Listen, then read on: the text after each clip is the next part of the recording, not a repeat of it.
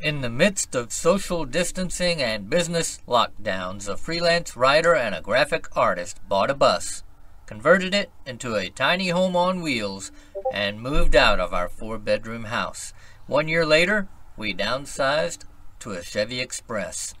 Now we travel between Texas and Pennsylvania from April through November while exploring small towns with rich histories. In the winter, we hunker down in Texas in our schoolie and dream of our next big trip. We're Alan and Teresa. And we're rolling with our nomies. Well, we're in New Braunsfels, Texas today, and I tell you, it's a beautiful town, but they also have an interesting history.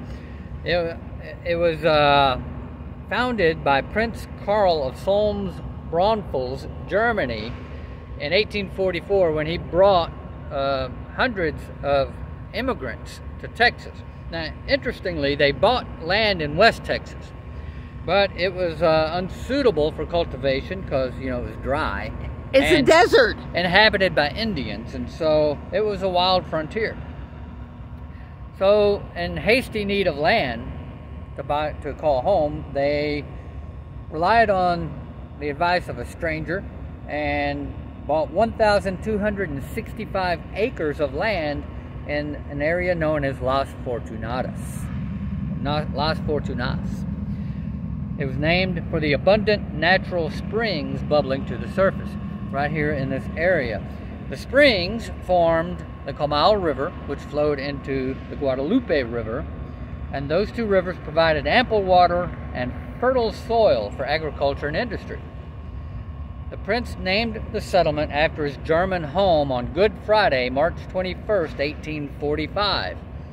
By the 1850s, New Braunfels was the 4th largest city in Texas. I believe it. After Houston, San Antonio, and Galveston. And it was a burgeoning center of commerce. It still is, actually, and it's a beautiful town. We're going to walk it, so pay attention. There's some beautiful stuff here. Yeah. The Sea Cats Opera House, built around 1900, was built by two brothers, Otto and Louis Sea Cats. It was home to much more than an opera, however. It also played host to a wide variety of traveling entertainment and made Sea Cats Opera House the center of social activity here in New Braunfels. It would remain a premier event, meeting, and production center until it was destroyed by fire on January 21st, 1941.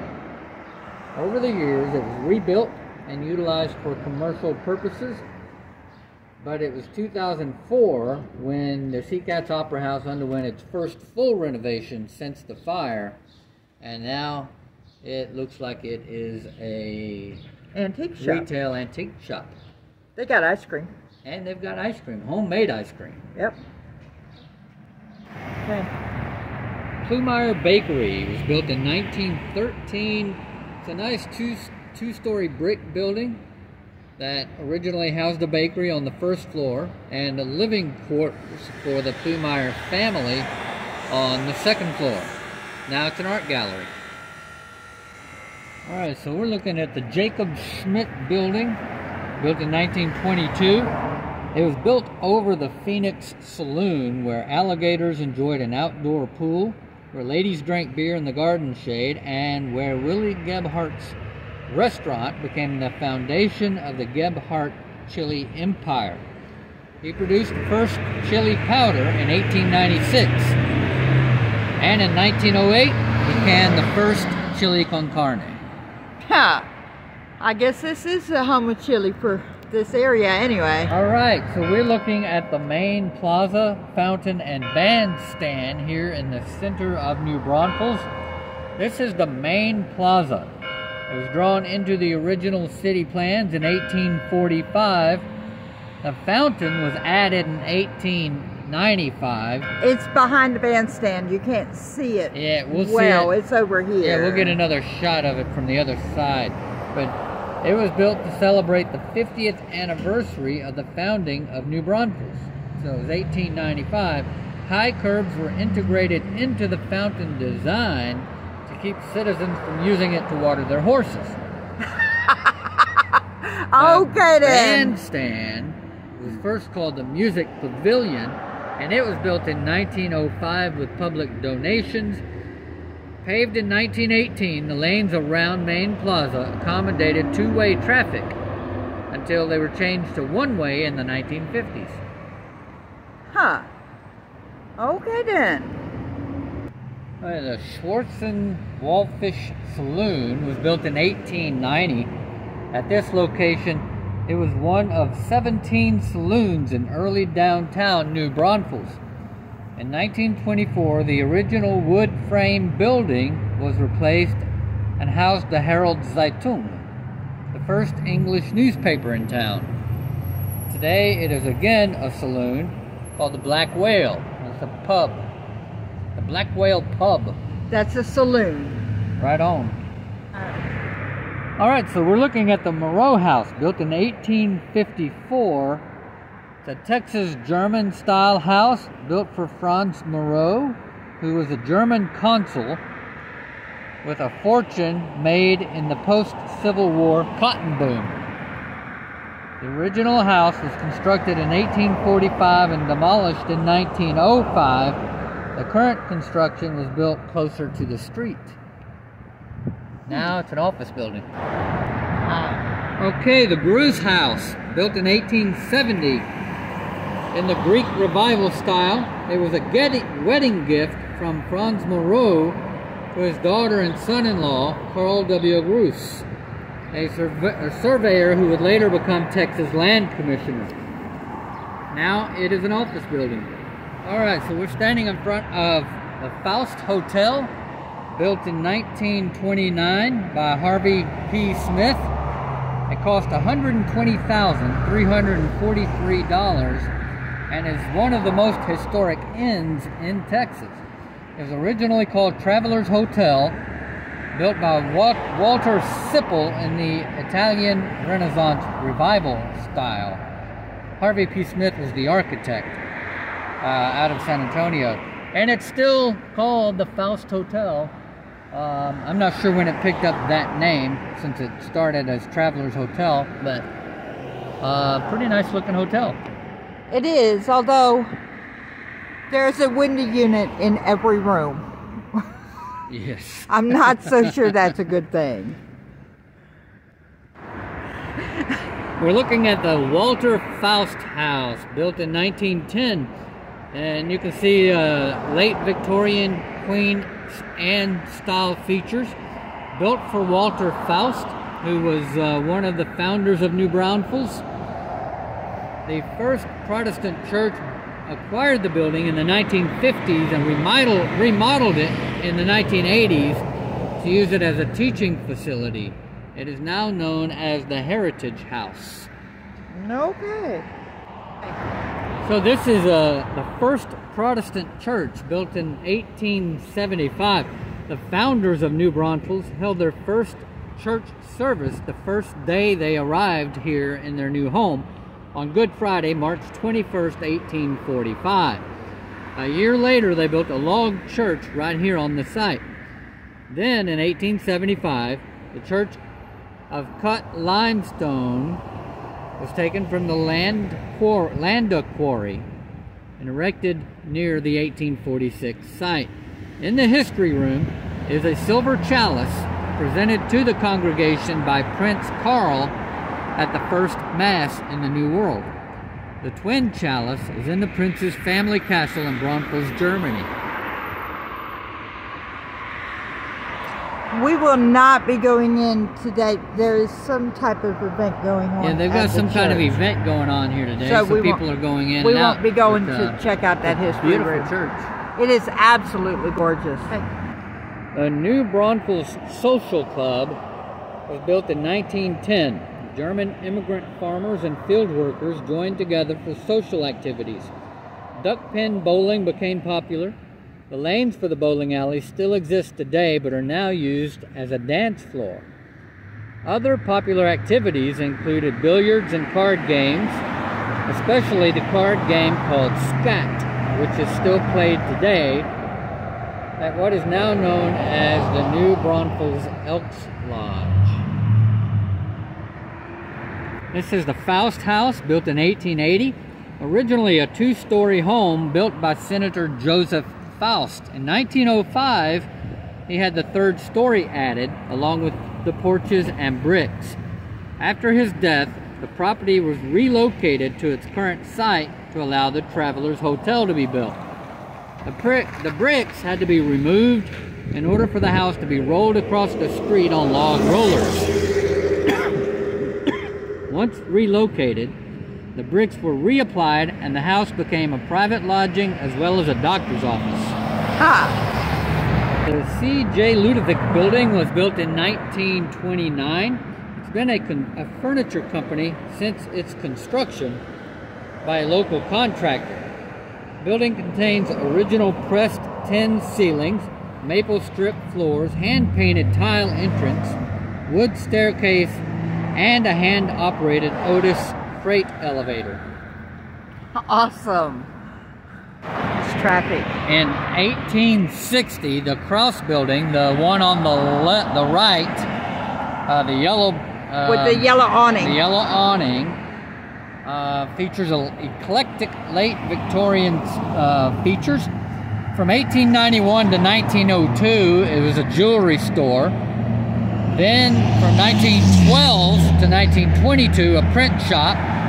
And in 1930, a photography shop. Now it's retail shoes.